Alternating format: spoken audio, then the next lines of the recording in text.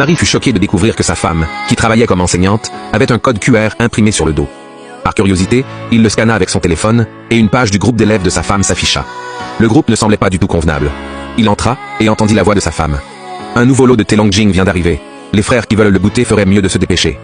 Mais le mari se souvenait très bien que sa femme enseignait dans une école de langues étrangères. Comment se faisait-il qu'elle vende maintenant du thé dans un groupe de discussion? Il repensa au fait que son revenu mensuel dépassait son propre salaire de 6 mois, et qu'elle rentrait épuisée chaque jour, souvent distraite même lorsqu'ils étaient intimes. Le mari sentit que quelque chose n'allait pas, mais il ne l'interrogea pas immédiatement. Le lendemain, il la suivit secrètement jusqu'à l'école, et découvrit que la classe était remplie d'étudiants masculins.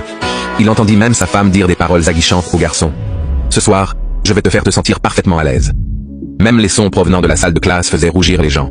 Certains disaient que les professeurs ici étaient toutes jeunes et belles, et que leur tenue de cours était particulièrement séduisante. L'homme, mal à l'aise, décida de découvrir la vérité.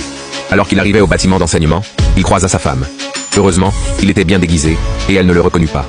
Ce qu'il entendit ensuite le troubla davantage. « Professeur Jiang, êtes-vous libre? Je voudrais vous demander une séance de tutorat privé. »« Ce soir, c'est déjà complet. Fixons un autre jour. » L'homme ne comprenait pas quel genre de cours nécessitait un tutorat privé. Il soupçonnait l'école de dissimuler des activités louches. Il entre donc dans le bâtiment pour écouter discrètement un cours. L'assistante lui demanda quelle boisson il voulait. Il répondit spontanément « du thé Longjing ». Mais l'assistante lui dit qu'il n'en avait pas encore.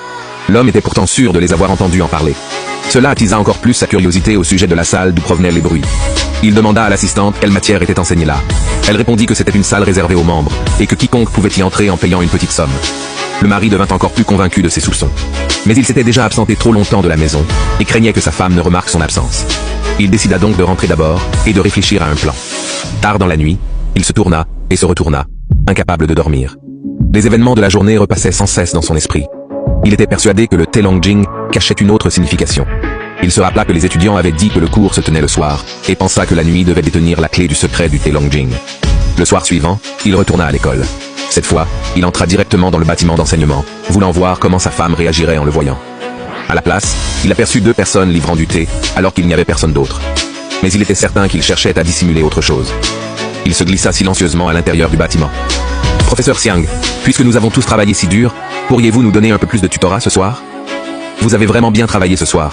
Je vais assurément vous offrir à tous deux une bonne séance de tutorat. » En entendant cela, il ne put plus contenir sa curiosité.